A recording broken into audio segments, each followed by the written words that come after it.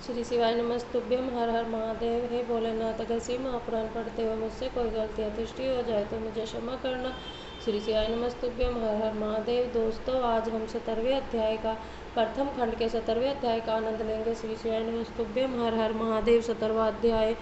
ब्रह्मा जी ने कहा, हे नारद, जब गुण निधि ने यह बात सुनी तब वह चिंता और शोक युक्त होकर अपने को भाग्यहीन समझने लगा। वह रो रो कर कहने लगा, हाय हाय, हे मेरी सहायक माता, अब मैं कहाँ जाऊँ, क्या करूँ। इस समय मुझको कुछ भी नहीं सूझ पड़ता। मुझे धिक्कार है। गुण निधि यह कहकर पिता के भय से भयभीत हो रोता हुआ घर से भाग गया।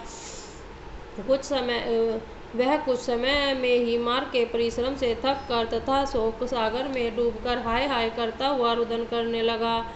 रोते रोते वह कहता, हे मेरी माता, मैं अब कहाँ जाऊँ और क्या करूँ। मुझे कोई भी उपाय नहीं सूझता। मैं विद्या से हीन हूँ जो मुझको इस समय में लाभदायक होती। मैंने धन का संग्रह भी तो नहीं किया जिससे विद्वान एवं बुद्धिमान लोग सुख से जीवन व्यतीत करते हैं। अब तो मैं भिक्षा मांगने के योग्य भी नहीं रहा हूँ। प्रातःकाल जब मैं सोकर उठता था तो मेरी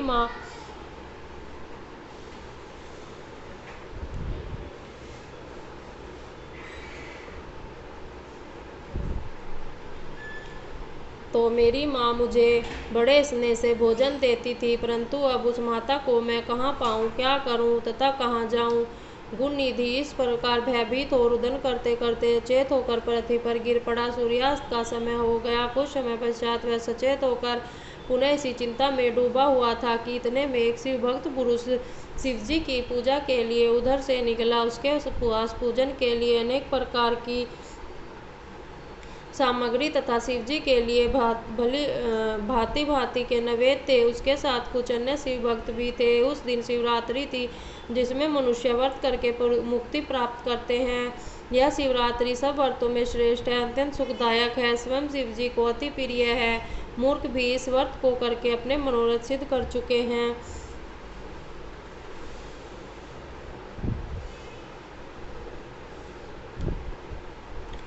जिस प्रकार शिव जी समस्त देवताओं को सुख प्रदान करते हैं, उसी प्रकार यह व्रत भी मनुष्यों को सुख प्रदान कर इस अपार संसार के ऋणों तथा बंधनों से मुक्त कर देता है। ऐसे परम शिवरात्रि व्रत को रखे हुए वे मनुष्य शिवालय में चले गए।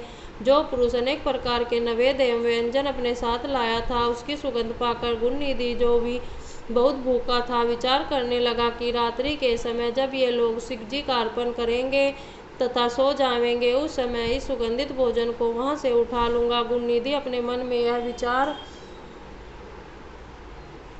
उन्हीं लोगों के साथ चल दिया तथा शिवालय के ऊपर जाकर ठहर गया। शिव भक्त ने सच्चे हृदय से अनेक प्रकार से शिव जी की पूजा की। फिर वह भक्ति में खोकर नृत्य करने लगा। गुण निधि ऊपर से यह सब देखता रहा। वह अपने मन में कहता था कि यदि इनकी दृष्टि क्षीण हो जाए तो मैं अपना काम करूं। कुछ समय पश्चात वे शिव भक्त उंध गए। सब गुण निधि सबको निद्रावस्था में देखकर शीघ्र ही शिवालय में जाकर धीरे धीरे दबे पांव नवेद के पास जा पहुंचा। अंधेरा होने के कारण उसने प्रकाश करने के निर्मित धीरे से अपना वस्त्र फाड़कर बत्ती बनाई और उसको जलाया। उसके प्रकाश में सब व्यंजन उठा लिए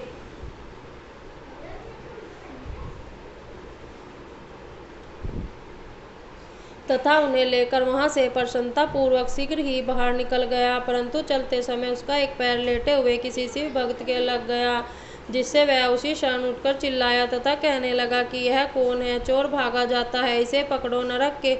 नगर के रक्षक उस आवाज को सुनकर आ गए तथा गुण निधि को लक्ष्य कर उन्होंने बाण छोड़ दिए, जिससे आहत होकर वह पृथ्वी पर गिर पड़ा। क्षण भर में वहीं उसकी मृत्यु भी हो गई। अस्तु तब यमदूत वहां पहुंचकर मुगदर आदि भयंकर शस्त्र गुण निधि को दिखाते हुए उससे पापी जानकर बांधने लगे। परंतु उसी समय शिव जी ने अपने गणों से कहा, यद्यपि गुण निधि के अनेक पाप किए हैं, परंतु वह शिवरात्रि का व्रत रखकर न तो रात्रि भर सोया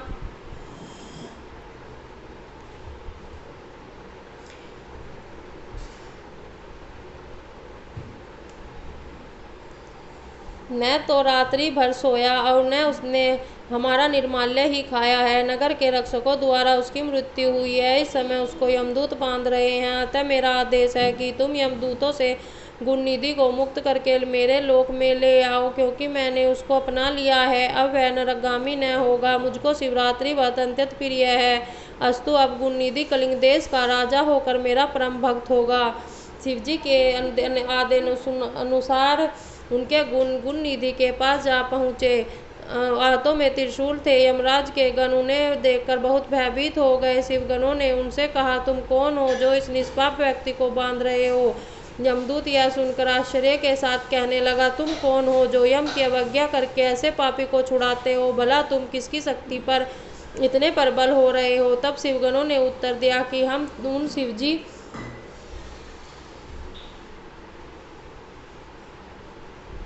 के गण हैं जिनका ध्यान ब्रह्मा विष्णु आदि सभी देवता करते हैं। तुम इसको छोड़ दो। यमगणों ने कहा, तुम्हारी आज्ञा उचित है, परंतु इसके पापों का विचार न कर तुम इसे क्यों छुड़वा रहे हो? इसने अपने कुल की रीति को त्यागा है तथा वेद का अपमान किया है।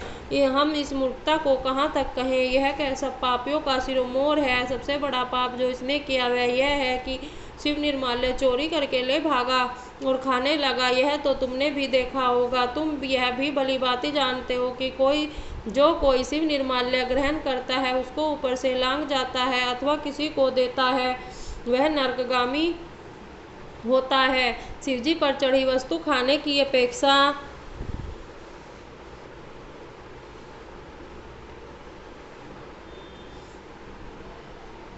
विष पीना कहीं अच्छा है, परंतु इस संसार में तो धर्म रखना बहुत ही कठिन हो गया है। शिवगणों ने यमगणों के मुख से यह शब्द सुनकर उत्तर दिया, हे यमदूतों, यह ब्राह्मण पुत्र निष्पाप हो चुका है। इसने सबसे बड़ा धर्म यह किया है कि इसने शिव मंदिर में जाकर अपना वस्त्र फाड़ा और उसे दिया जलाकर प्रकाश किया।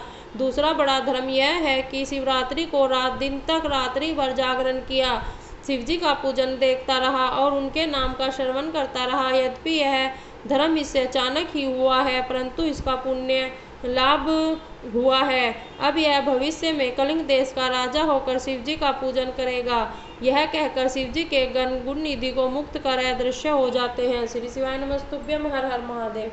हे भोलेनाथ, अगर शिव महापुराण पढ़ते हो मुझसे कोई गलती या त्रुटि हो जाए मुझे क्षमा करना। श्री शिवाय नमस्तुभ्यम। हर हर महादेव।